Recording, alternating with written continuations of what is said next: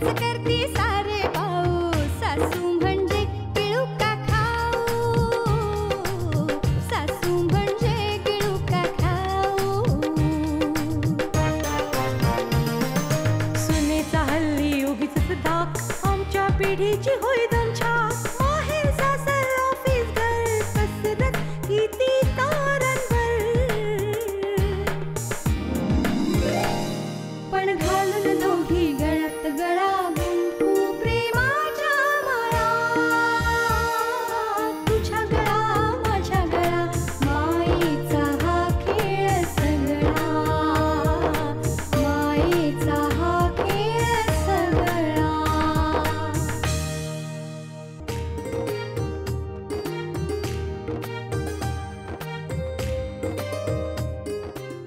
एकदंतं चतुरस्तं पाशम् अंकुशधारणं रदं च वर्धमस्ते बिभ्रणं मूषकध्वजं रक्तं लंबोदरं शूर्पकर्णकं रक्तवाससं. प्रसाद. आई, प्रसाद म्हणून खाणार नाही, शिरा म्हणून खाईन. माझी बुद्धी, आत्मविश्वास, नोकरीसाठी केलेला अभ्यास, योग्य कंपनीची निवड, या सगळ्या गोष्टी कारणीभूत ठरल्या नोकरी मिळण्यासाठी. तर देवाचा काय संबंध? काय? कुठे? हा मी आलोच काय? खरंच देवाची कृपा. डॉक्टर म्हणत होते डोक्याला मार लागला असता तर केस क्रिटिकल झाली असती. सगळं संपव. सावकाश. बस थँक्स. आता गोळ्या घे. कसं वाटतंय तुला आता? बरं वाटतंय आता. पण अक्षया, यावेळी गणपतीची सजावट करायला मला मिळेल की नाही शंका वाटते ग. अगं डॉक्टरांनी जास्त वेळ बसायला उठायला वाकायला सांगितलेलंच नाही. तू कशाला काळजी करतोस? आम्ही आहोत ना सगळे. हा, मला माहितीये बाबाने की नाही फुलाची सजावट करणाऱ्या फुलवाल्याला बोलवलंय. हो, मूर्ती बुक झाली आई म्हणत होत्या. तुला माहितीये मी मोठा झाल्यापासून मीच पूजा करायचो. यावेळेला पूजा करायला मिळेल की नाही ती पण शंकाच वाटते मला. कशाला काळजी करतोस? एखाद्या वर्षी बाबा करतील ना पूजा. तू हळूहळू हॉलमध्ये येऊन बस. थोडा वेळ बस, थोड्या वेळ पाहिजे तर सोफावर पड.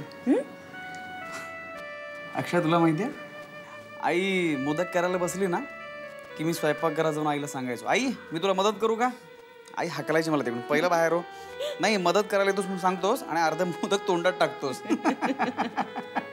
तुला माहितीये ना गणेशाला प्रसाद दाखवल्याशिवाय मोदक खायचं नाहीत अशी रीत आहे आपली, माहिती आहे ना तुला?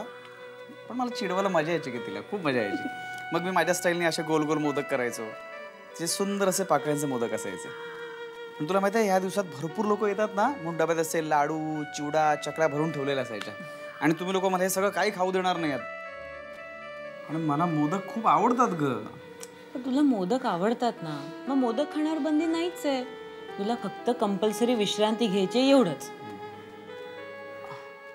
अगं या गोळ्यांमुळे खूप झोप येते ग. तू ऑफिसमध्ये कळवलंयस ना? हो बाबा, अजिबात टेन्शन घेऊ नकोस. तुझे बॉस म्हणालेत मेडिकल सर्टिफिकेटवर अर्ज पाठवून द्या. मी तुझा अर्ज कम्प्युटरवर टाईप केलाय, फक्त साईन कर. थँक्स. अक्षया, एक रिक्वेस्ट करू? असं काय बोल ना. नाही, या दिवसात आई बाबांवर खूप भार पडणार आहे कामाचा. तू मदत करशील ना त्यांना? I love you Akshay. I love you to.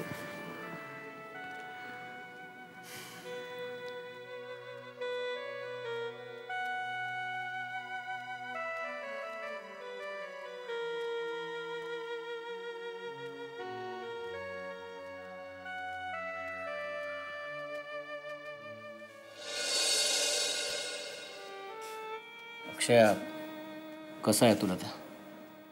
औषधं घेतली आहेत, आता झोप लागली आहे त्याला. बाबा अतुल बरा होईल ना? एकामागून एक गोष्टी काय घडतात बाबा? अक्षया, काही काळजी करू नकोस. ज्यानं अडचणी आणल्यात ना तोच आपल्याला सगळं बळ देईल, या कामासाठी बळ देईल.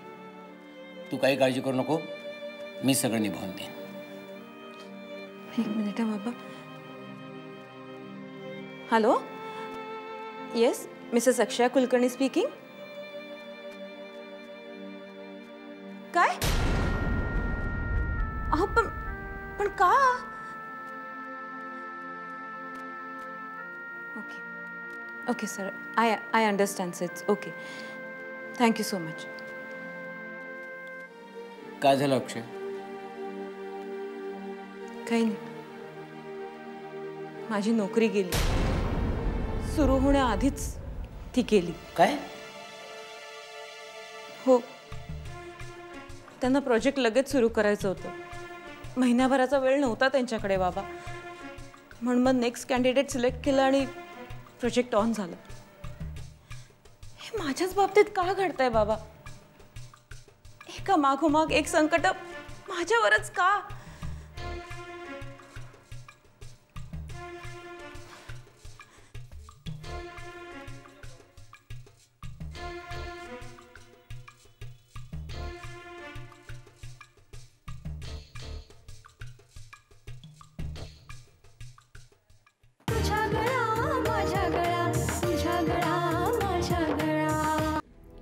अगं अक्षय, हा जॉब गेला तर दुसरा जॉब मिळेल. एवढं डिप्रेस व्हायचं काहीच कारण नाही आहे. मी कॉलेजमध्ये असताना पण ट्युशन्स घ्यायचे. माझा भार मी आईबाबांवर कधीच टाकला नव्हता. एक सांगू, मुळात तुझ्याकडे चांगलं क्वालिफिकेशन आहे, जिद्द आहे, कष्ट करायची तयारी आहे. तू कुठेच कमी नाही आहेस. कशाला टेन्शन घेतेस? पण या कंपनीत माझ्या टॅलेंटला फुल स्कोप होता. किती कॉम्पिटिटर्सना मागे टाकून मी हा जॉब मिळवला तसा. म्हणून वाईट वाटतं, बाकी काही नाही रे. खरं सांगू, म्हणजे माझ्यामुळे हा तुझा जॉब गेलेला आहे. अरे नाही बघ, मी तुला सांगितलेलं की मी ठीक आहे, तू पहिला दिवस चुकवू नकोस, पण तू ऐकलंच नाहीस माझं. तुला रे, तुझ्या जीवापुढे मला नोकरीची अजिबात पर्वा नाहीये. मला सांग, माझं मन तरी लागलं असतं का रे तिकडे?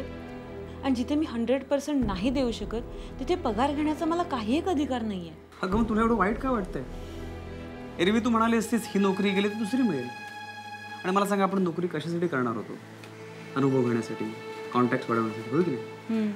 आणि त्यातूनच आपण स्वतंत्र व्यवसाय सुरू करायचा असं ठरवलं होतं.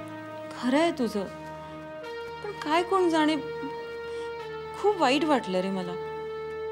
असं वाटतं या सगळ्या गोष्टी माझ्या बाबतीतच का घडतात? सगळ्यात आधी आई बाबा गेले, कुणाचंही वाईट न करणारे, सगळ्यांबद्दल चांगला विचार करणारे, सगळ्यांना मदत करणारे. नंतर मला हादरवणारा तुझा हा अपघात, आणि आता ही नोकरी गेली. असं वाटतंय या सगळ्या मागे काहीतरी सुसूत्रता आहे. या सगळ्या गोष्टी माझ्याच बाबतीत का घडतायत? असं वाटतं ना, ह्याच्या पुढे आणि काहीतरी वाईट घटना तर घडणार नाहीये. अरे पण तू हा का नाही विचार करत की प्रत्येक वेळी तुला देवाचाच आधार मिळाला? हे बघ, तुझे आई वडील गेले त्यावेळी मी तुझ्यासोबत होतो की नाही? नंतर आपण लगेच लग्न केलं. तुझ्या त्या हळव्या परिस्थितीत तुझ्या मनाला उभारी दिली. त्यानंतर हा माझा मोठा अपघात झाला आणि चमत्कार घडावा तसं मी यातून बचावलो. हॉस्पिटलमध्ये सुद्धा जावं लागलं नाही. मी सांगू तुला, तुझा हा जॉब गेला ना, तुला याच्यापेक्षा नक्कीच बेस्ट जॉब मिळणार बघ. अतुल महाराज, तुमचं पटवण्याचं कौशल्य खरंच खूप अतुल्य आहे.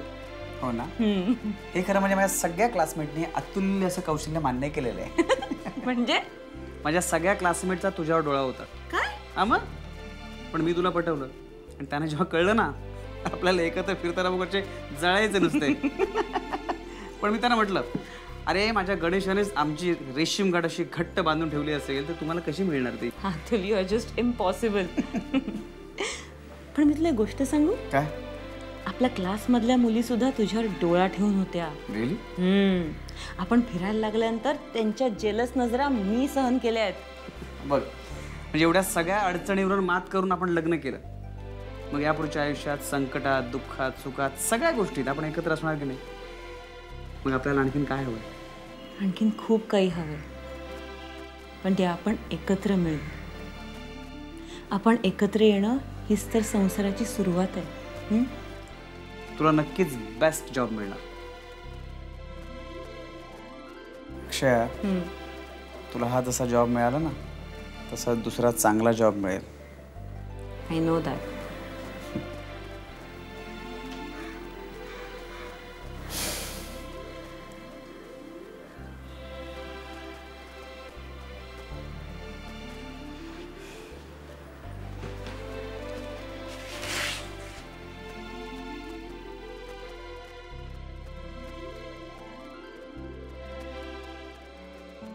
चांगल्या वाईट घटनांचं चक्र ठीक आहे, पण सातत्याने वाईट घटनाच का? अतुलचे आई बाबा म्हणाले, तो गजानन अतिशय कृपाळू आहे. चांगल्या वाईट दुष्ट सज्जन सगळ्यांवर त्याचं सारखंच प्रेम आहे. प्रत्येकाला आपल्या कर्माची फळं मिळतात. वाईट कर्माची फळं भोगताना आपल्याला ज्या यातना होतात त्या त्याच्यामुळेच सहन करता येतात. आणि चांगल्या कर्माची फळं भोगताना आपलं मन विनम्र राहतं, ते त्याच्याच कृपेने. म्हणजे मी वाईट कर्म केलं का?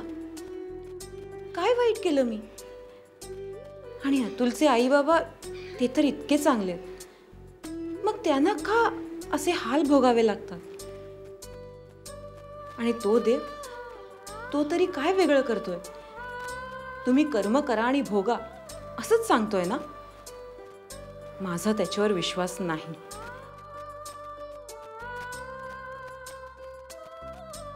मी अतुलच्या आईबाबांना दुखावलं, मानसिक त्रास दिला, त्यामुळे तर माझ्यावर संकट आली नसतील ना?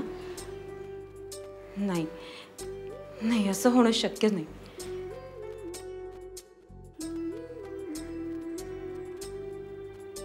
अक्षया, बाबा काय हवं आहे का? नाही, आम्ही खरेदीला जातो आहोत. काहीच प्रॉब्लेम नाही बाबा, तुम्ही जाऊन या, मी अतुल जवळ आहे. तुला काही लागलं तर मला कळवशील लगेच. हो. आम्ही काही फार लांब नाही जात आहोत, इकडे जवळच्याच मार्केटमध्ये.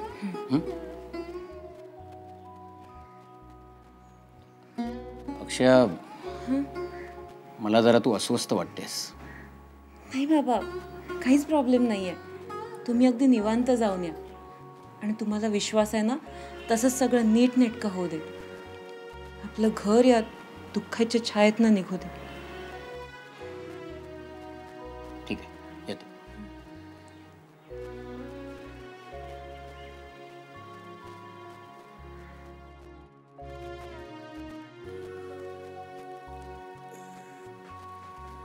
काय होत आहे अतुल? हा, ताप नाहीये. काय होत आहे? भूक लागली आहे का? हा, कॉफी आणू तुला?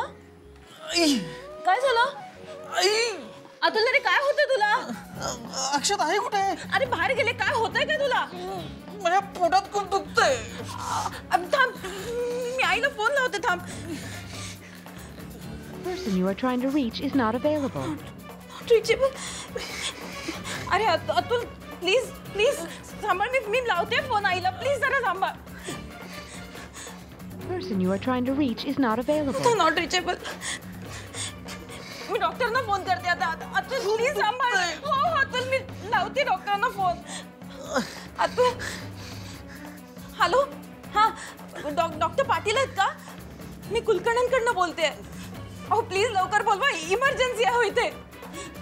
हां, नाही नाही, म्हणजे त्यांनी प्रिस्क्राईब केलेलीच औषधं आम्ही देतोय त्यांना. प्लीज त्यांना लवकर बोलवा, इमर्जन्सी आहे. हो. काय? ते हॉस्पिटलमध्येच नाही आहेत. प्लीज त्यांना मेसेज द्याल का? प्लीज, इमर्जन्सी आहे. प्लीज लवकर बोलवा त्यांना. अतुल, हो थँक्यू. अतुल, मी आईला ट्राय करते पुन्हा. Atul please. person you are trying to reach is not available. अरे फोनच लागत नाहीये यांचा. काय कर?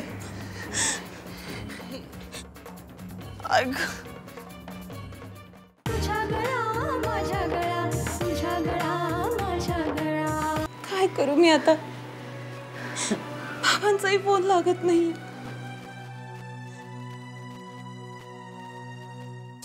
तो सुखकर्ता आणि दुःखहर्ता आहे. दुःखे थोपवत नाही, पण निवारण करतो. अगदी अंतर्मनातून त्याला हाक मारली तर तो हाकेला धावल्याशिवाय राहत नाही. तो कोपऱ्यातल्या एका माणसाच्या दुःख निवारणाकरता कसा धावेल हा तुझा प्रश्न फोल आहे अक्षय. तो सर्वत्र आहे, तो सर्वव्यापी आहे. आणि श्रद्धेने त्याची प्रार्थना केली तर सर्व मदत तुम्हाला मिळते असा अनेकांचा अनुभव आहे. चांगल्या वाईट घटनांचं चक्र ठीक आहे, पण सातत्याने वाईट घटनाच का? अतुलचे आई बाबा म्हणाले, तो गजानन अतिशय कृपाळू आहे. चांगल्या वाईट दुष्ट सज्जन सगळ्यांवर त्याचं सारखंच प्रेम आहे. प्रत्येकाला आपल्या कर्माची फळं मिळतात. वाईट कर्माची फळं भोगताना आपल्याला ज्या यातना होतात त्या त्याच्यामुळेच सहन करता येतात. आणि चांगल्या कर्माची फळं भोगताना आपलं मन विनम्र राहतं, ते त्याच्याच कृपेने. देवा, मी आजपर्यंत कधीच तुझी पूजा, प्रार्थना, आराधना केलेली नाही. ती कशी करतात तेही मला माहित नाही. पण आज तूच माझा शेवटचा आधारच. तू खरंच आहेस का रे? जर तू खरंच आहेस तर मग तुझ्या भक्तांच्या आयुष्यात तू इतकी तीव्र दुःख का निर्माण करतोस? माझ्यामुळे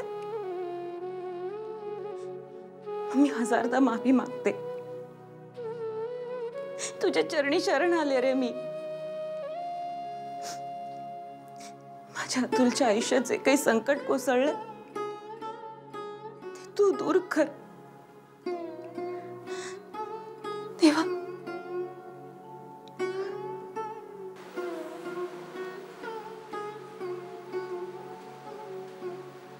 अक्षया बेटा. आई, अक्षया काय झालं ग? हा काय झालं?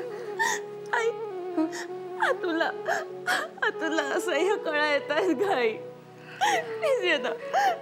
ठीक आहे. तू शांत. आपण बघूया. तू शांत. तू पहिल्यांदा शांत.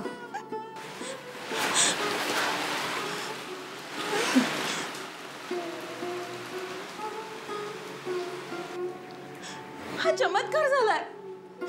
काही वेळापूर्वी हा वेदनेने नुसता कळवळत होता.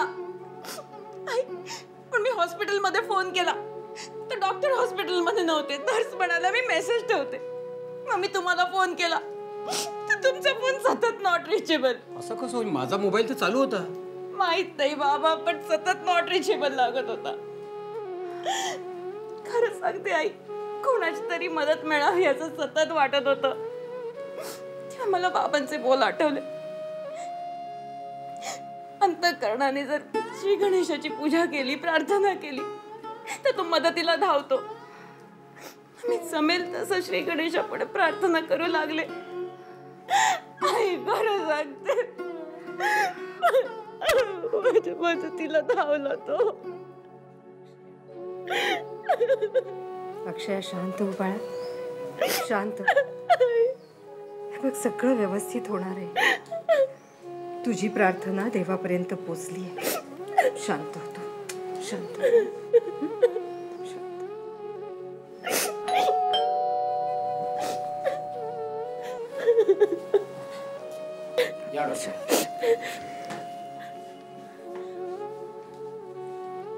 अतुल, काय होतंय? पोटात खूप दुखत होतं डॉक्टर. असह्य वेदना होत होत्या.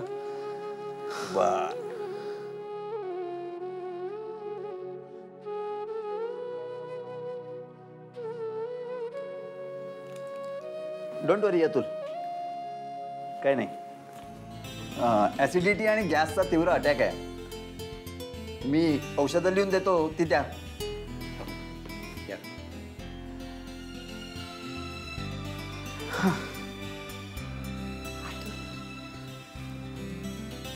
कसं वाटतंय बाळा?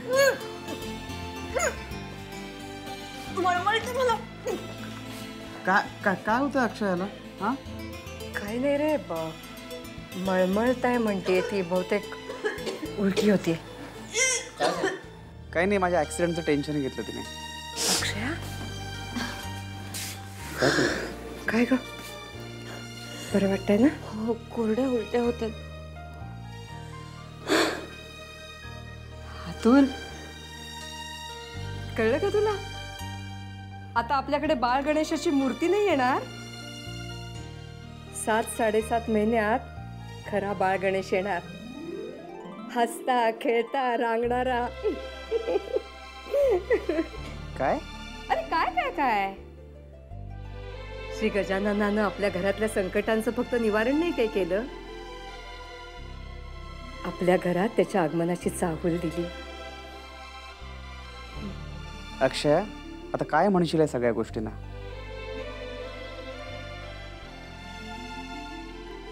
विघ्नहर्त्या, तुझी महती पटवून दिलीस रे मला. माझ्या पोटी जन्माला येशील तर तुझंच मंगलमय नाव ठेवीन. सुख करता दुःख हरता वार्ता विघ्नाची हो वार्ता विघ्नाची पूर्वी पूर्वी प्रेम कृपा जयाची सर्वांगी सुंदर उटी सिंदुराची. नंदा, अगं तू इथेच होय आणि मी आपली तुला सगळीकडे शोधते. मग काय, तुला काय वाटलं तुझ्यासारखी मी किचन क्वीन आहे? या घरात सून म्हणून आलीस म्हणजे या घरात तुझं राज्य चालेल. मॉम, मी तुझ्यासमोर लास्ट वॉर्निंग देते, मी माझ्या वाटेला जायचं नाही. मला काय सूट करतात कपडे ते मला माहिती आहे. मी कसं वागायचं हे मला कळतं. हे चित्र बघा आणि ते चित्र बघा. कसलं चित्र? काय म्हणायचंय तुम्हाला आबा? अगं आमची कन्या नंदा ग. आज काय एकदम गप्प गप्प नाही, म्हणजे फक्त डोळ्यानेच बोलायचं का काय वेगळा मूड आहे? काय समजतेस तू माझ्या नंदाला? एवढ्या मोठ्या कुटुंबात मर मरायचं, घरकाम करायचं, कष्ट करायचे जमणार नाही.